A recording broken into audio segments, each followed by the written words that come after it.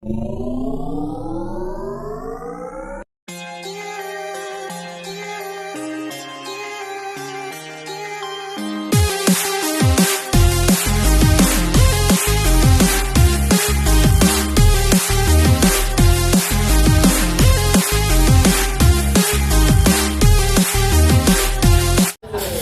kain po tayo. Nandito ako sa Thai barbecue after ng duty, ng morning shift. Kailangan ko na magkumain. At ang dami-dami po kumakain dito. Iba-iba po mga lahi. Ang in-order ko ay chicken na barbecue.